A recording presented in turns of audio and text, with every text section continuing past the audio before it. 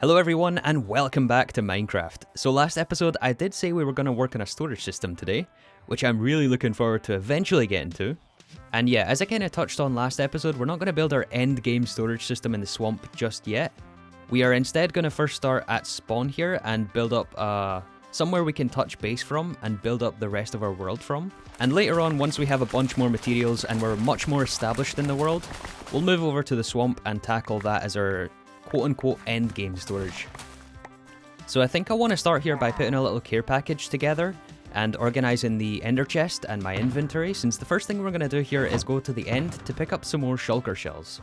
Yeah, see, already not having a storage system is hurting me a lot, and I'm too used to applied energistics still, but I cannot find anything here. We need to get like fully automated storage, and we will get there, but baby steps here, baby steps. Let's take a few spare ender chests with us. I want to try and be efficient with our the amount we can carry on us, because I want to be out there at least a few hours, and maybe let's set a target on how many shulker shells we should get. Yeah, let's say we aim for 16 stacks of shulker shells, which is going to... Well, I don't actually know how long that's going to take me. Maybe that's a bit too ambitious, but I want to get a decent amount so that we can start our storage system. And the storage system itself is going to use shulker boxes for mass storage. So we need to have a good stock of shulker boxes to at least even think about starting the storage system, along with some other stuff, which we'll look into today. But let's first start with the shulker shells. We have a shulker box here dedicated for firework rockets. I think I want to fill this up, and so long as we have mending on the elytra, which we do, we should be good to stay out in the end for quite some time, as long as we have enough food on us. I think I might have some spare baked potato, which I guess I can take. We do have a lot of, well, a decent amount of sugarcane. Enough sugarcane, I think, to fill the box. The box with rockets, that is. We certainly have enough gunpowder here. Yeah, we've got two full chests, double chests, plus a little bit extra. It's so nice already not having to worry about rockets. I'm just going to craft it all, actually. Why not? We'll use them eventually. Also, I wonder, now that I'm crafting these, is it more beneficial for us to use the flight duration 1 or 2 or 3? Because I know you can add more gunpowder to the rocket craft and get even, like, go even further on one firework use, which might be beneficial. Oh yeah, that's noticeable actually compared to the 1. It might be more beneficial to do this since we're going to the end and flying long distances. So I guess maybe I'll just take a mixture. It's not as if we're short on gunpowder, so... Alright, we got ourselves a little bit of a care package here. I think we've got everything we're going to need for a couple of hours out in the end dimension. Almost lost the ender chest there. Also, just on a quick side note, I'm going to try to keep this series quite varied. So last episode was very heavily edited, especially the first section. I'm not going to completely get rid of all the editing. I do love to do that sort of stuff, put that sort of stuff together. But I don't want to just have the whole series voiceover. We're going to have some live sections here, and I'll show you some parts real time, because I think it's more interesting to watch that way. But at the same time, I'm not going to show you every single little detail in gameplay. Also, we should pick a sensible direction here. I think I went that way last time. So let's go this direction. Also, let me mark the coordinates for this end gateway as well, so we can make our way back. But yeah, I'm not going to show you every single second of gameplay. Here in the end, I'm going to cut out many hours here. But yeah, I just wanted to mention that here at the start of the series. Alright, let's go. I thought I wasn't flying there. Maybe we'll go in the F5 screen. It's always so scary going over the end like this, or over the void like this. As long as our Y doesn't reach dangerously low levels, we should be okay. I think it might have been a sensible idea to put more firework rockets on the bar.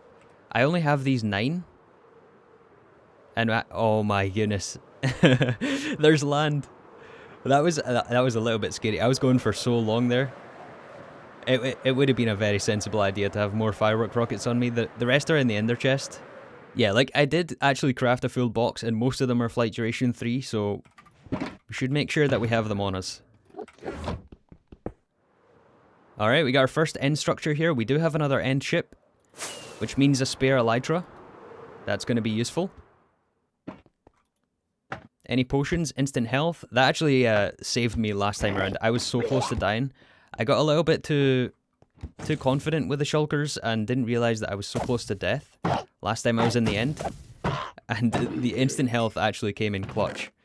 But, oh, actually, also a diamond helmet. We're kind of in need of that as well. But there's our second elytra. 3 diamond helmets. 2 I'll take the saddles for sure, and probably the gold as well. We can leave the iron. I guess I'll take all the diamond tools, save some emeralds, I suppose, and I think I'm also going to grab end rods. I haven't decided what kind of building style we're going to go for. And normally when it comes to building in this game, I tend to go for one style only and build a big massive base with one cohesive style. But I think in this, because it's vanilla, it lends itself very well to... There you are. Yeah, it lends itself very well to doing multiple different styles, especially since we'll be having our swamp base and the overworld stuff in the spawn area. I also want to do a nether hub in this series as well. That's something I've never really been able to put together. So we're going to have all sorts of stuff, and it's all going to be interconnected. But we have to start somewhere here, so I've decided to start with our storage room and the shulker shells. So let's stay focused on that and see if we can get our 16 stacks. We'll see, because like each shulker only drops, I think, between 0 and 1 shulker shells. I know there's data packs and stuff that increase the amount, but I've left it basically vanilla. If I can fly here. Maybe this is... Oh my goodness, I'm all over the place. Maybe this is where we need the flight duration 1s. When you're trying to be accurate. Here he is. And no drop. Yeah, see, it's like between 0 and... Yeah, that one was 1. The previous one was 1 only.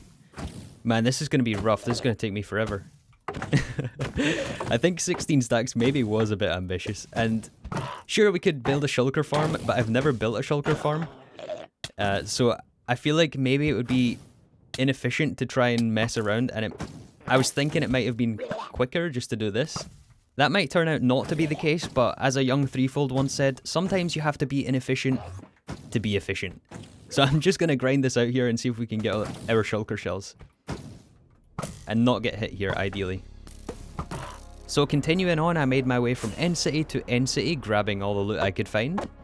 The shulker shells being the most important, of course, but we did manage to get ourselves a couple more elytras.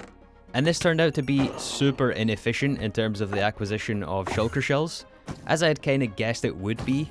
But you know what, I was having fun, and that's the most important thing when you're playing this game. Sometimes you can lose sight and try to optimize the fun out of the game.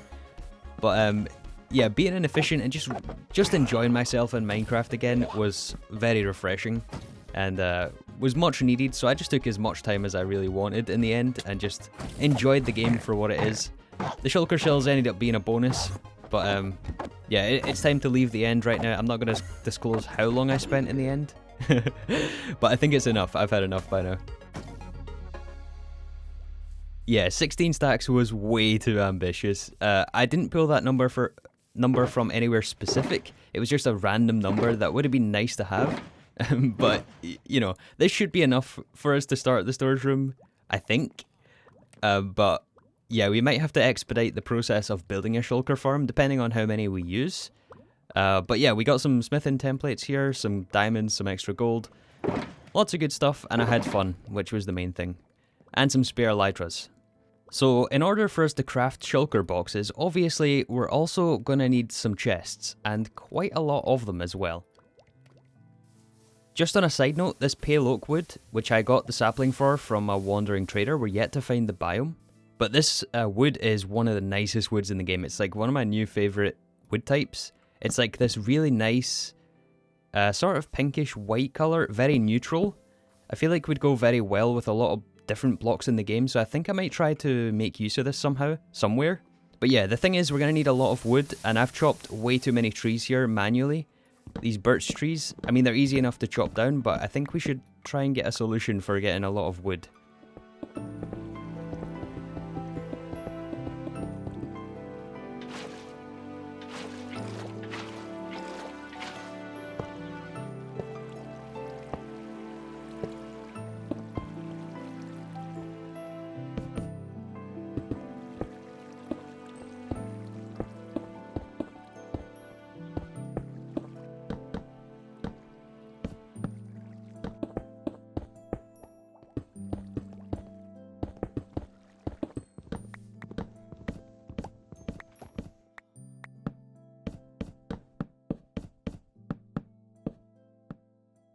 Alright guys, well we have a tree farm behind us. It doesn't look very nice, but it's functional like the rest of our village here.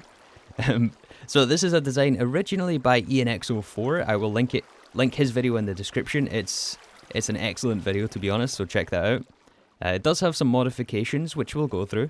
So first of all, the way this works is we have our refill system here. So if we come over to our farm, we should be able to grab some bones. Oh wow, there's a lot of bones in here. Yeah, this is all going to be converted into bone meal and allow us to run the farm. So we're making use of some crafters in here, and the crafters, oh my goodness, I'm so excited about the crafters. I haven't actually been able to use them much since they implemented them into the vanilla game. But man, I can't believe they actually implemented this. It's honestly one of the best things ever. So yeah, our bones go in here. The bones are then sent via hopper into a crafter, and the crafter points into a dropper right here. So the bone meal, you can lock the slots, which is how we ensure that it only runs this recipe to like decompress bones into bone meal. So that drops it into the dropper, and the dropper is going to drop it for the player, who's going to be standing right here. I don't know why I'm talking about myself in third person, but we're going to be standing right here. It's just me in the world, right? I mean, unless you count Steve, but yeah, so we are going to be dispensed bone meal until we can't pick up any more. So essentially what you want to do is fill your inventory. Yeah, so when our inventory fills up, it's going to drop onto the pressure plate, which will then power this comparator, push the piston out of the way, and that pushes the observer clock, disables the observer clock, which disables the crafter and disables the dropper here. So if we turn on the on switch here, we're going to see that this trapdoor switches on a clock. And this is honestly genius technology, so I want to highlight this, but essentially it's a way to send a redstone signal upwards, because scaffolding needs to have a block underneath it. So when you update the block underneath it, it sends a block update to the scaffold, and that cascades to the whole scaffold tower, and you can detect it with an observer. The observers, of course, will give a short pulse whenever you update the block in front of their face. So we can send a block update via the scaffold up here to a TNT duper, which is the same one as our cobblestone farm here. And so yeah, that releases a TNT every about 2 seconds or so. There is this middle section here, just below the TNT duper, which is able to push with a piston every other TNT. Let's see if I can land on the platform here, and I'll show you. But this is honestly genius technology. It's stuff like this. It's so simple, but this is why I love vanilla redstone. Is like contraptions like this. So I wanted to highlight this. Yeah, there we go. You can see here it pushes the TNT out of the way, and this is a way that we can. Yeah, basically it allows the TNT to blow up more of the tree. It's useful for farming things like the brown mushroom and the nether trees, stuff that's a little bit bigger, maybe oak as well. Although I just realized that you also want to flip this one as well, and that was a lot of fall damage. Yeah, I noticed it was pushing every TNT. We want to push every other TNT, so you have to flick this lever as well. But yeah, all we have to do is hold right click here when we have the bone meal in our hand and the sapling in the offhand, and it's going to grow the tree, and the TNT will do the rest. And then yeah, it's collected in the water streams, and then it flows over here, and then up a soul sand elevator, and it flows below the player, so we can actually collect the saplings here. Although there's another dropper which you can refill with saplings, and then all the items flow over here and then into some chests for storage. Let's turn this off a second because it is a little bit loud. Additionally, with some item filters here, we can also compost some of the materials that we get from trees. So things like the excess saplings, particularly on the nether trees, where we get a lot of the, what are they called, the warp blocks. We can configure those in the item filters here, and then send those into composters, which go into another crafter, and that will craft the bone meal into bone blocks, as you saw there, and that's buffered here. And similarly, we can also use the bone blocks in this buffer into the crafter, since it runs the same decompression recipe, right, to turn the bone blocks into bone meal. So really the only other thing we have to do here is configure these item filters, and I want to cover how item filters work. I know this is like basic stuff, but I really want to start from the beginning here in this series, and not only will it help you guys who are maybe not as familiar with the vanilla mechanics, you can kind of follow along here. It'll also help me when I explain it. I kind of understand it a lot better. But also we can look back in the future of the series and see how far we've come, from basic stuff like this to way more advanced redstone, which we'll eventually get to. Yeah, I'm really looking forward to tackling some bigger redstone projects. This is like, there's nothing really innovative about this. I mean, there is, it's a genius design by Ian. But yeah, so the item filter essentially works by reading the contents of the item hopper. So the comparator here, you can see in the bottom right hand side, is currently reading a power level of 2, and that's based on the fullness level of the hopper. Once the hopper is full enough to reach a signal strength of 3, it will then power this redstone dust, powering this block. The power is grabbed by the repeater, pushed into this block, which depowers this, or inverts this torch, which depowers this block, and then enables this hopper below this one here, which is what the items flow over top of. So that will allow this hopper to grab the contents from this one and send it into the composter. But we only want one type of item to be allowed here, which is the point of the filter. So to make sure that it only grabs one type of item, we have to fill this with some dummy items. So I have some rotten flesh here, which I've renamed.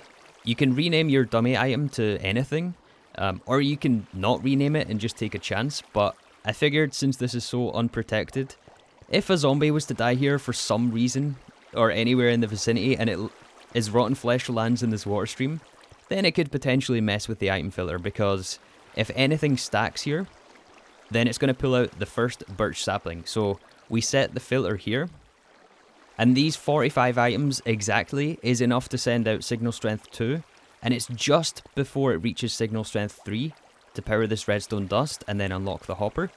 So if we put in another birch sapling, it's going to drop that one and return to its 45 item state. It's too fast to show you, but that's what happens here. It updates it so that it powers this block and then depowers the hopper. So yeah, if we had any rotten flesh that wasn't renamed potentially, then it could mess with the filter, because it would stack here and it would then pull out the first item in the hopper, which is the birch sapling. And then we have a blank item filter, or a misconfigured item filter, which is not what we want. So let's go ahead and set all the filters here. And yeah, there's not much else to say with this tree farm. It's pretty basic stuff. And we will build another tree farm later on, which can handle different types of trees. I really want to get one to farm mangrove wood and dark oak wood and stuff like that. But this is good for things like oak. I want to use oak in some of our builds, among other things, probably acacia as well. I'm still trying to decide exactly what sort of block pallets we want to go for. But yeah, additionally this episode, I also want to show you guys a bit of a concept design as to some of the redstone for our brand new storage room.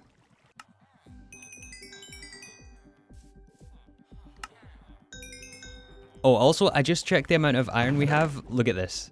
It's quite crazy for, like, despite the fact that I didn't have this running when I was in the end, we still have way more iron than we can use at this moment in time, but we'll need more than this, because we're going to be crafting way too many hoppers.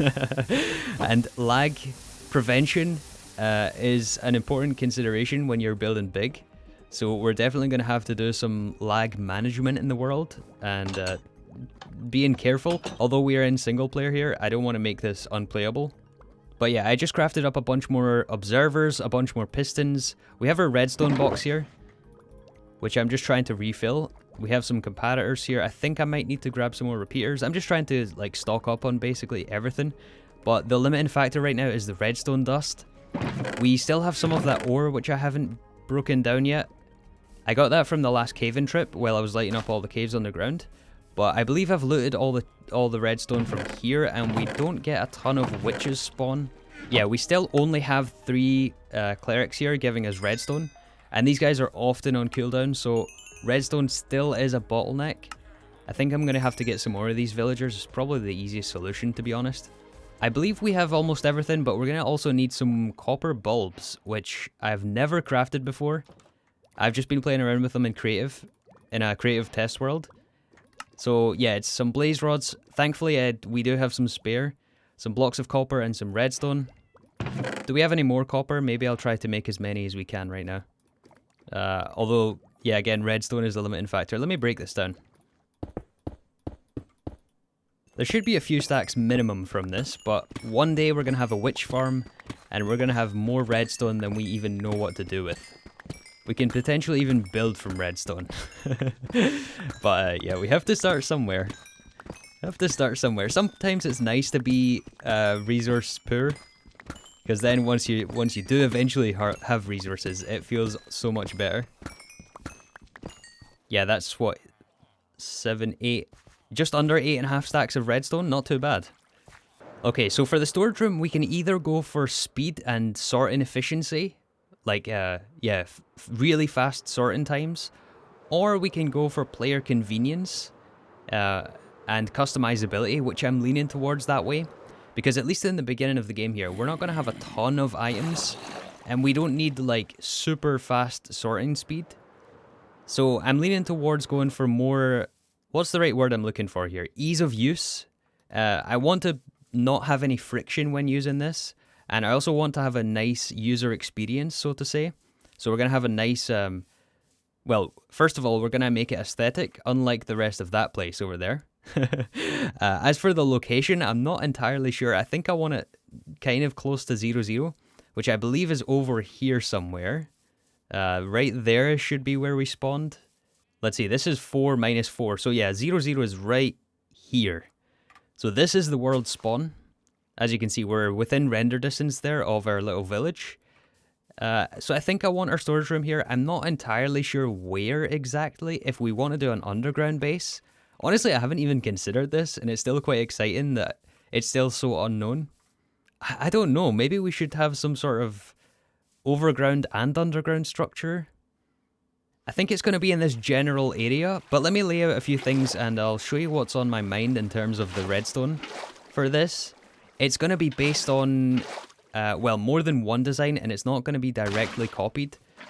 I wanted, especially with the storage system, to challenge myself to design my own, so not all of the issues in this system have all been ironed out yet. I'm still trying to work through some of the bugs. But maybe you guys can help me in the comments section.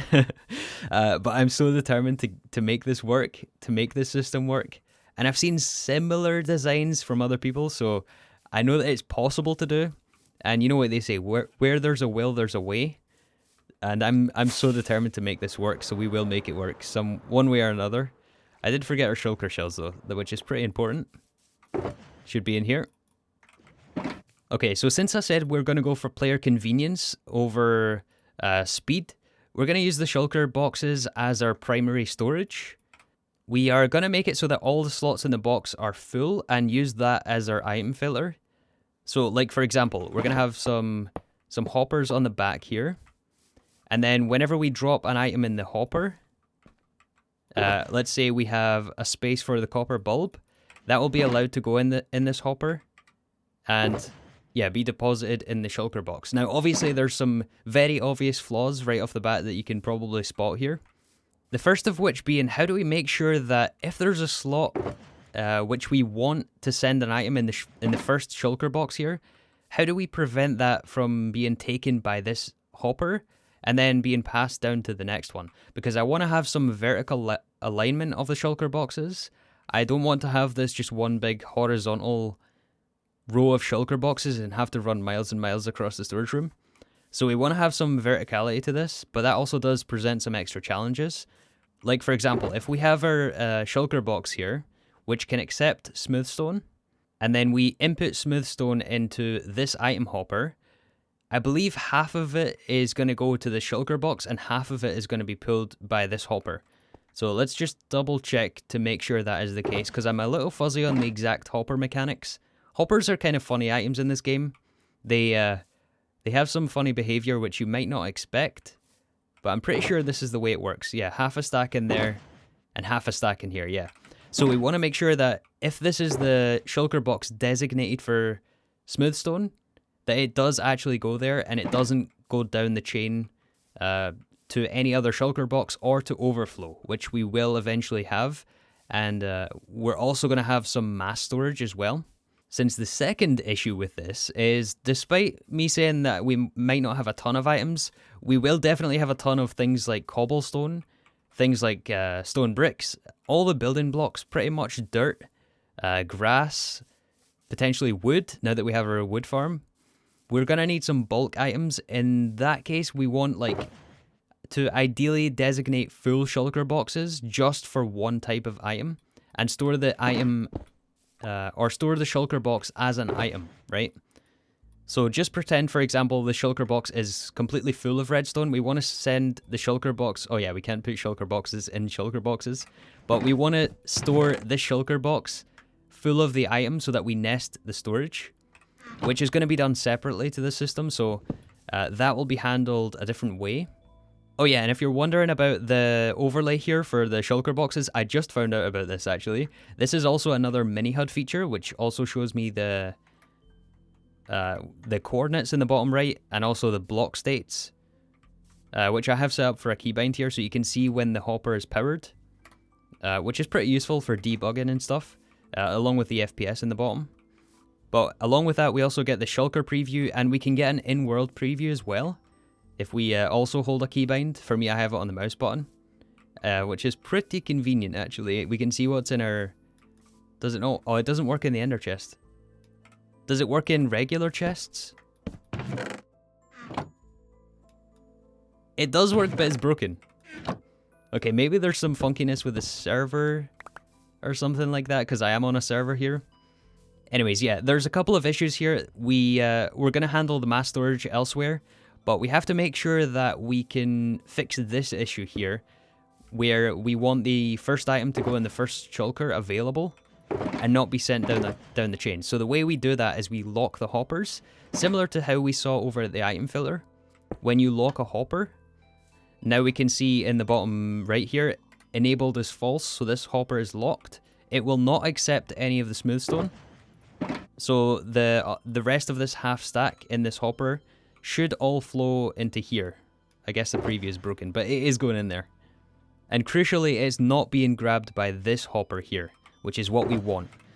So then the issue becomes, well, how do we then make sure that this is unlocked at the proper time?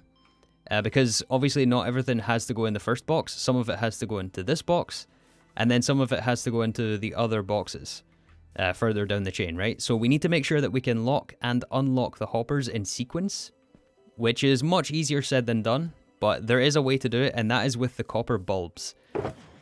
So copper bulbs are awesome in that it's basically a one block T flip-flop, and if you don't know what that means, it's basically whenever it's powered, it stays on, right? So whenever you give it a redstone signal, it locks it to an on state, and then you power it again, and it locks it to an off state. There is ways to do it with pistons, which was previously, well, you can do it with droppers as well, but yeah, previously you had to do it in more than one block, but this simplifies it a lot. Right, so we can give it a redstone signal to stay on, redstone signal to stay off. So we can implement that behind the hoppers here. And we need to decide at this point how tall we want this as well. Because essentially we want to lock this one, then this one. And if we have ones above this as well, let's say we have another row of shulkers here. We want to lock this one and this one together. Well, that's I think the easiest way to do it. So we want to lock every other hopper essentially, so this one and this one together, and then after some time unlock this one and lock this one and the one above it if we decide to go 4 blocks tall. So this would be 4 shulker boxes tall, which is very easy to reach by the player here on this level. I don't think I want to go for a 5th because potentially we want to grab these shulker boxes, right? Let's say we have this full of like wood materials for building. We want to be able to grab our wood building blocks easily like that and take it away to whatever project we're working on, and then we can later on return the box, and even if we keep this box out of here, it should still be able to sort, no problem. It would just mean that anything that is designated for this box, any wood, that was supposed to be in this missing shulker box would end up in overflow. But yeah, I think the answer to our question is we want to go for just 4 tall in terms of how high we want this. So that means we need to lock every other hopper. We need to lock hoppers 1 and 3 together, and then 2 and 4 together. So I believe it's going to be set up in a configuration something like this, where we have alternating copper bulbs, and then there's observers behind those, and we have a comparator in front of the copper bulb. And because we have to stack them one on top of each other, we are alternating between directly powering the hopper, like in the case of this one here. It just sends its signal straight into the hopper and will disable it if this is powered. But because we can't put a comparator on top of a comparator here, we have to go into a block, which is why they're staggered. So we can also send the comparator signal into the block, and this block here will then power this hopper. So you can see here that the hopper is enabled false, which is what we want. This means it's powered. So I don't know what this is going to look like in its final form, or what the wiring is going to end up being like. We're going to have to do a lot of optimizations to this to try and make it nice wiring. But that's an area of the game which I'm really not familiar with at all, is like optimized wiring and stuff. So right now I'm just going to dire wire it just so I can show you what's going on. So I have it hooked up to a clock here. This is an etho hopper clock, which is configurable, of course, as to its length. And the timings for this is something I still have to work out. We have to power the hoppers and unlock the hoppers fast enough so that it drops the items properly. But yeah, essentially I just have it going so that lines 2 and 4 are powered at the same time, and lines 1 and 3 are powered at the same time. And you can see the copper bulbs alternating currents. So what should happen is this one should be unpowered now, and then powered. Right, so this one and this one is both powered, and then unpowered.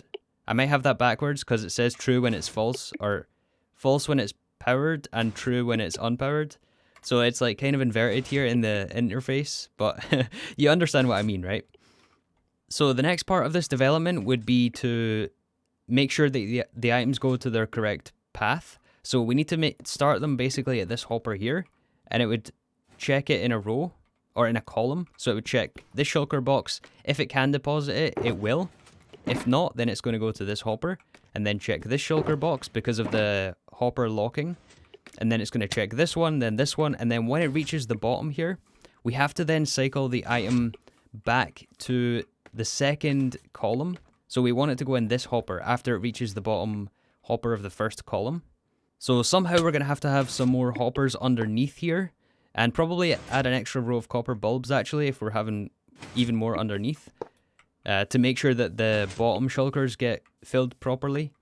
And then it's going to have to go underneath all the wiring and then join the top hopper at the top, which is something I haven't quite figured out yet, and is also something we're going to have to figure out next episode, along with the aesthetics of this thing.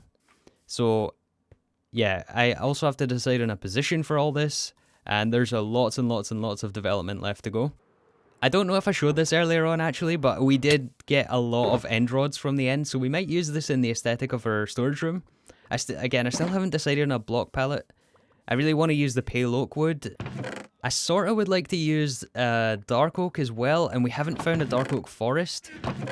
Yeah, there's quite a lot of different, maybe nether bricks could be interesting, or I mean, I don't know, there's so many different options now with the updates. So many mangrove wood. We haven't found a mangrove swamp yet.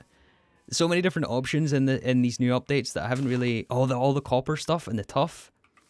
Oh man, there's so many different options. Let me know if you guys have any ideas in the comment section. But for now, I'm going to wrap up this episode. I think I'm going to have to... Oh no, we still have some space. I added some more double chests here at the bottom. Yeah, I think I will have to expand it either way. But for now, I'm going to keep trading with the villagers just to be efficient with our iron and our emeralds. And I'm going to keep working and developing the storage system idea. Maybe I should mention in this episode, actually, I was inspired by Azumavoid's Season 9 and 10 Hermitcraft base. So I'll maybe leave a link to his video in the description. But like I said, it's going to be slightly different to his. I want it customized to my own preferences. And some of the wiring in the back is a little different. Like, he didn't use copper bulbs for his one. But yeah, just wanted to mention that in case someone maybe brought it up. You're copying Azumavoid. Yes, kind of. But yeah, we're taking inspiration and making it our own. yeah, in the beginning of redstone when learning, I find it easiest to bring someone else's ideas into the game and then make it my own that way. And I've kind of done that for some of the existing farms, but I'm definitely not going to pass any designs off as my own when they're not. So I'll always be 100% transparent in that regard. Anyways, that's going to be it for this episode. Thank you guys so much for watching, and I'll see you all in the next episode on Zero to Hero. I still don't know if I'm keeping that or not.